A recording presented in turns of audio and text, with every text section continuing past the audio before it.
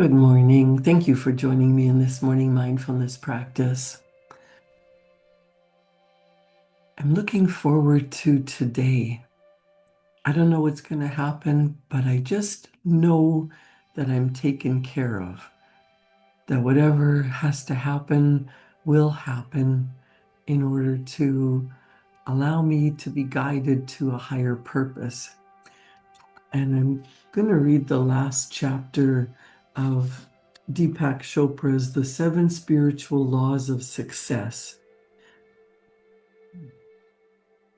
In the book, The Prophet, written by Khalil Gibran, there is a quote: "To work with love is to weave the cloth with threads drawn from your heart, even as if your beloved were to wear that cloth." The chapter 7, the seventh spiritual laws of success, the law of dharma or purpose in life. The seventh spiritual law of success, the law of dharma or purpose in life, says that we are spiritual beings who have taken physical form to fulfill a purpose. Doesn't that sound wonderful? You are not your body. You are not just this being on earth that's working hard and trying and pushing and forcing and living and enjoying and doing. You're not a human doing, you're a human being. My mentor Bob Proctor used to say we are a triune human being. You are a spirit, a divine spark of spiritual energy, part of the entire universe that has no beginning and no end, an infinite spark of energy. And you are here in this time and space, in this physical body, and you've been gifted with an intellect and intellectual faculties where you can develop your intellect, your reasoning ability, your intuition, and your other gifts and talents to experience more life. Your soul you signed a contract to come here and to do and be and have and to help other human beings.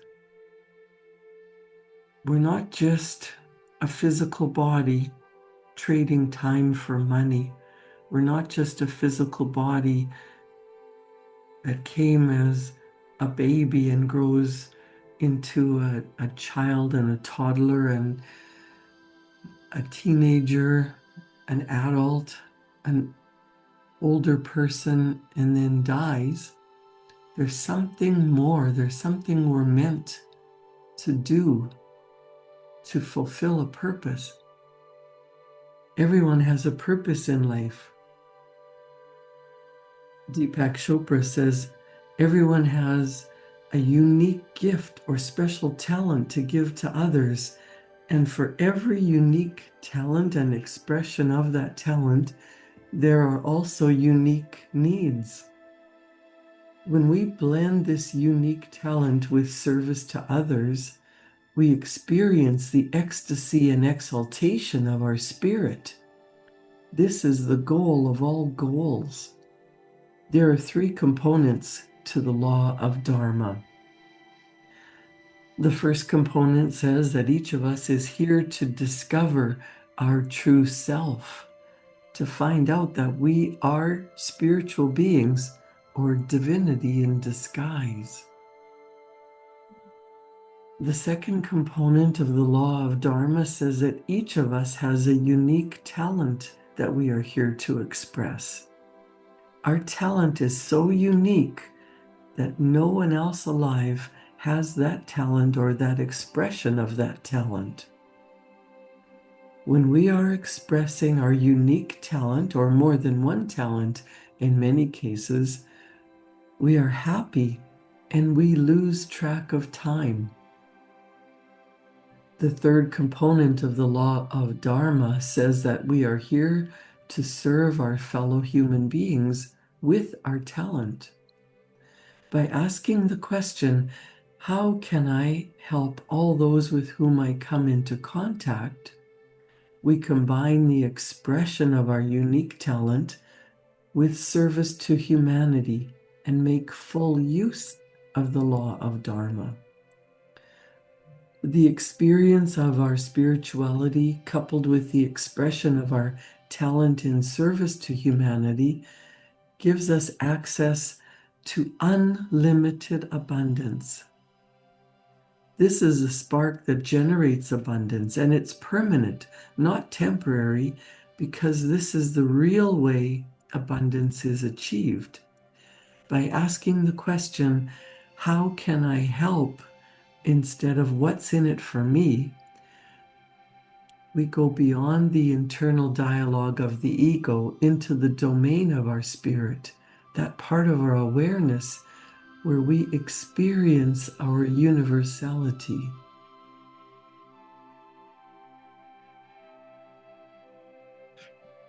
It's interesting that Deepak Chopra says, looking at another person and asking, how can I help, instead of what's in it for me? Bob Proctor used to say, when you look at another person, when you're talking to another person, when you're interacting with anyone else, imagine 4 letters written on their forehead, MMFI. And what does MMFI stand for? Make me feel important. Whenever you're interacting with another person, imagine, how can you make them feel like the most important person? Because each one of us wants to feel important. Each one of us wants to know that we're loved. Each person has their own life to live. We talk about being selfish. Each person has to be self-ish because each person is the center of their own universe. Each of us is a divine spark of energy embodied in a physical instrument called our human body. When you look at another person and you spend time with them and you pay attention to them and you look at it as, make me feel important. What are you doing for that other person? Are you actually listening to what they're saying? Paying attention to their needs? Showing that you love and care for them and that they are important in your life. Whether it's a customer, a client, a child, a parent, or your spouse, how can you make them feel like they're the most important person, that they have your undivided attention? Maybe you put away your cell phone. Maybe you're not multitasking while you're engaging in a conversation with them.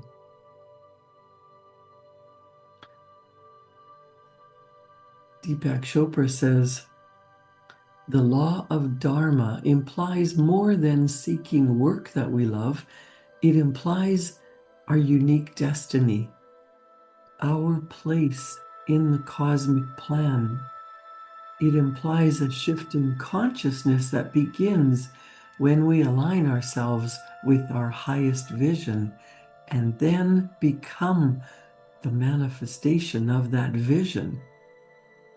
So when you think about, what do you want to be doing in this life?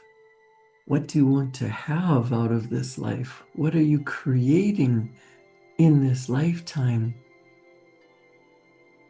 What is that best version of you? We are always growing and changing, and it doesn't matter if you're 16 years old or 42 years old or 97 years old. If you're not learning and growing and changing and getting better, then you're disintegrating. Life is always changing. You can't say, oh, I wish life would never change. I love being this age. Because when you look back, you can see there are times that you had struggles in your teenage years, and now you've overcome those struggles. If you're 65 and looking to retire, you can't say, oh, I'll be happy when I'm not working, when I can relax. Don't worry about I'll be happy when. Be happy now. And then every section, every stage of your life can be the best time of your life. Don't wish for certain areas of your life to be finished, because we never know what's coming. We have no prediction that we're going to live to 100 or we're going to live to 65. No one knows. You can just make the best of what you have in this present now moment. Don't dwell on the past. The past is gone. And don't plan too far in the future, because no one knows how long you have.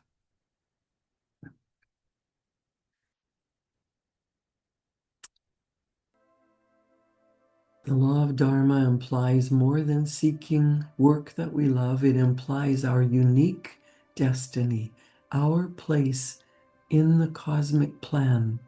It implies a shift in consciousness that begins when we align ourselves with our highest vision, and then become the manifestation of that vision.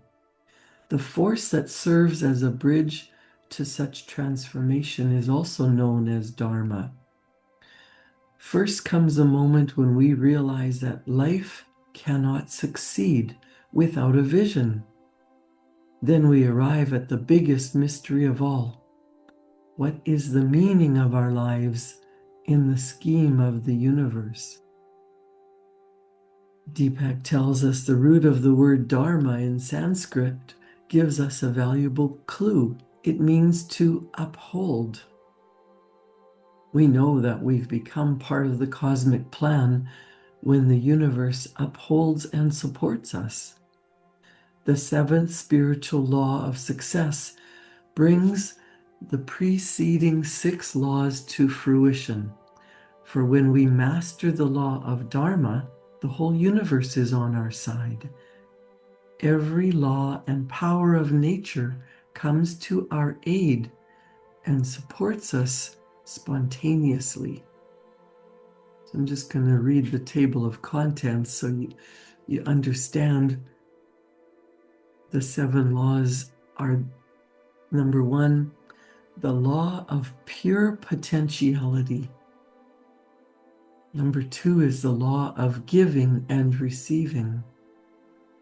Number 3, the law of karma, or cause and effect. Number 4 is the law of least effort. I love that one.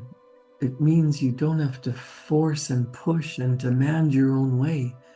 When you give it up to the universe, when you give it up to God, when you let go of the way it has to be your way, and allow it to be the way of the universe, everything unfolds the way it's supposed to.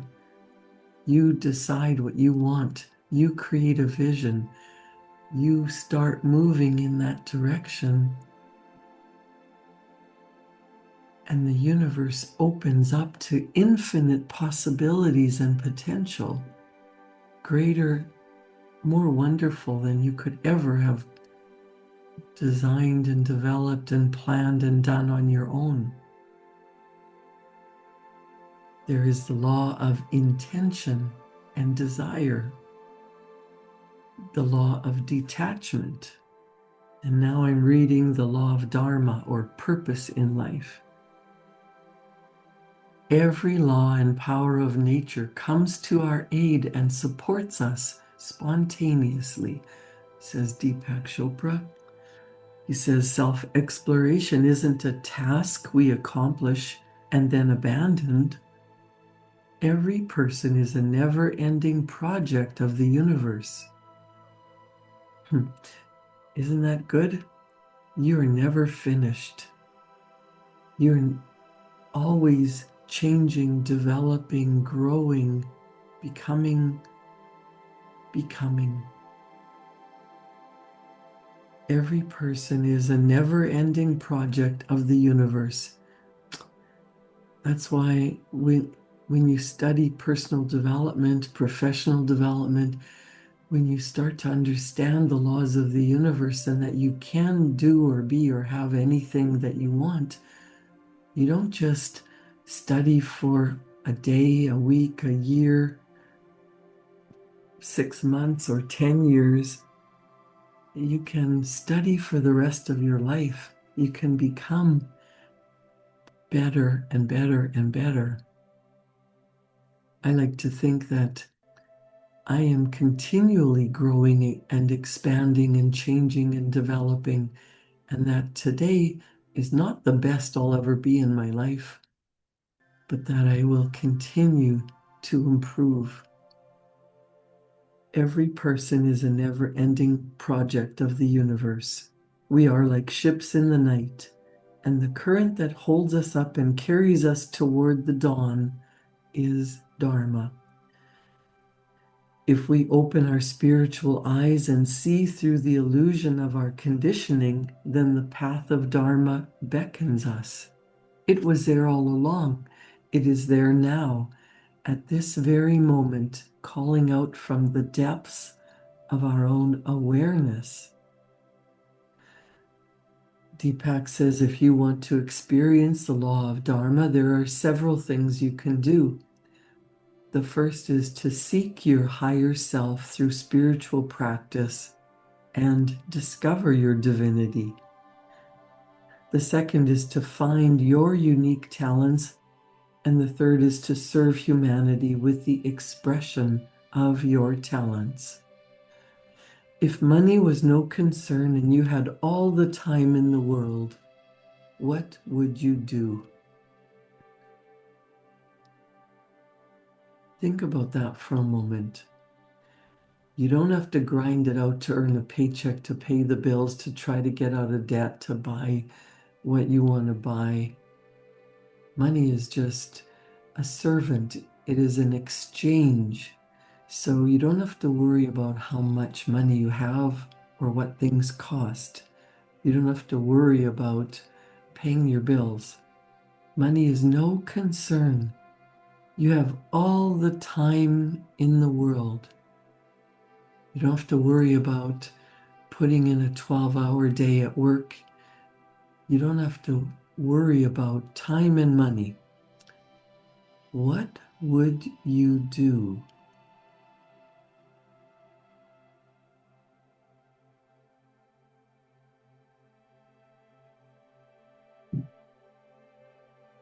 That's a big question, isn't it? Sometimes our imagination doesn't even allow us to go there because we're so programmed to go to school, work hard, get a good job, earn money, pay the bills, and then we can relax and enjoy life. Well, if you were doing what you love, using your unique gifts and talents, would you be singing? Would you be dancing? Would you be teaching? Would you be building? Would you be painting? Would you be designing clothing, designing buildings, designing roads, designing a new way for people to be transported?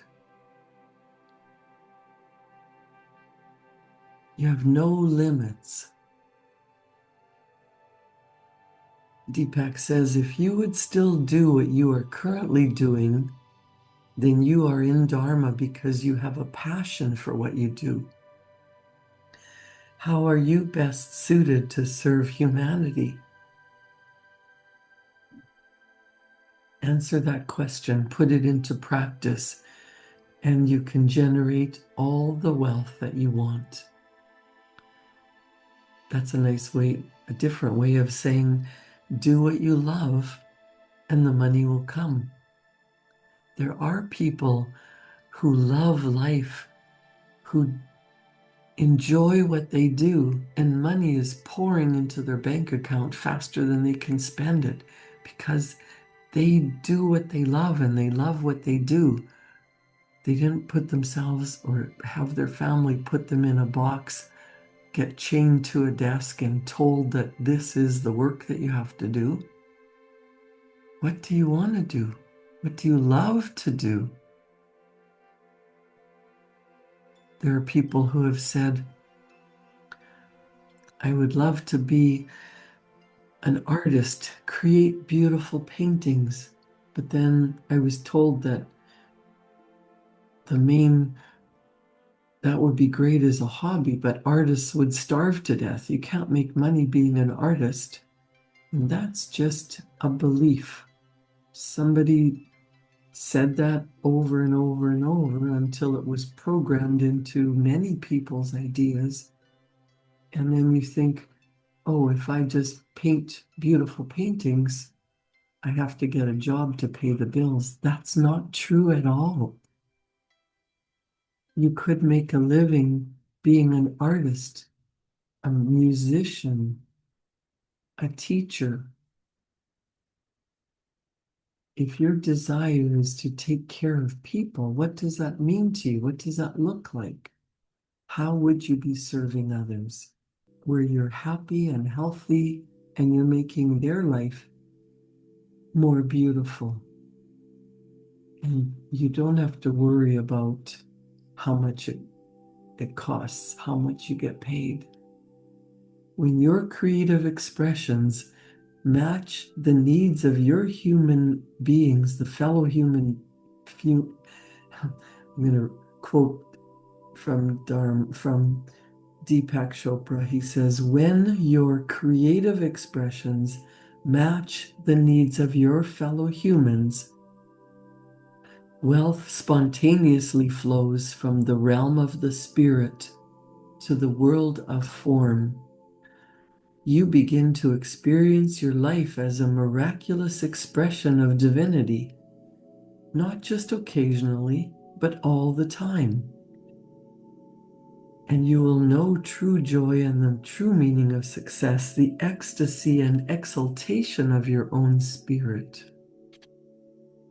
So to experience the law of Dharma, nurture the divinity within you, the spirit animating your body and mind by carrying the consciousness of timeless being in the midst of time-bound experience. Make a list of your unique talents. Then list all the things that you love to do while expressing these talents. And ask yourself daily, how can I help? And how can I serve? The answers to these questions will help you serve your fellow human beings with love. Manifest the divinity within you, and everything will be harmoniously arranged around it. There's an afterword in this little book called The 7 Spiritual Laws of Success. The universal mind choreographs everything that is happening in billions of galaxies with elegant precision and unfaltering intelligence.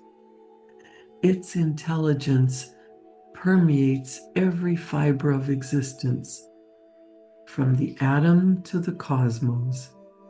And this intelligence operates through the 7 spiritual laws.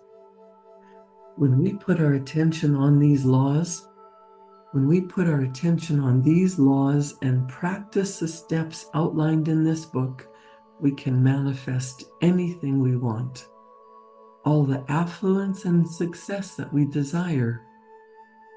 Life becomes more joyful and abundant in every way, for these laws are also the spiritual laws of life that make living worthwhile. Everything in life is an expression of the miraculous unfolding of spirit. In every moment, spirit just unfolds spontaneously, and the universe evolves into higher levels of creativity, awareness, and divinity. True success is to witness the unfolding of the divinity within us. It is the perception of divinity wherever we go, in whatever we perceive, in the eyes of a child, in the beauty of a flower, in the flight of a bird. When we experience every moment of our lives as the miraculous expression of divinity, then we'll know the true meaning of success. We are travelers on a cosmic journey, and this moment is a little parenthesis in eternity. Life is eternal, but the expressions of life are momentary and transient. Buddha once said, "The existence of ours is as transient as autumn clouds." A lifetime is like a flash of lightning in the sky, rushing by like a torrent down a steep mountain. We have stopped for a moment to encounter one another, to meet, to love, to share. If we share with caring, lightheartedness, and love, we will create abundance and joy for one another.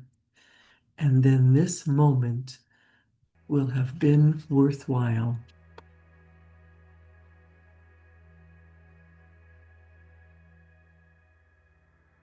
Create a wonderful day.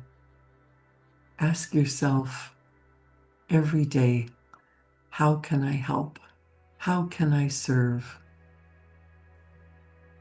And make sure that you write a list of your unique talents and list all the things that you love to do while expressing these talents. You will enjoy your life more and more and more. As you express love, you receive love. As you express your talents, you will live a wonderful life. Create a wonderful day. Thank you for joining me in this morning mindfulness practice. Have a great weekend. I'll see you back here Monday morning at 7. Thank you.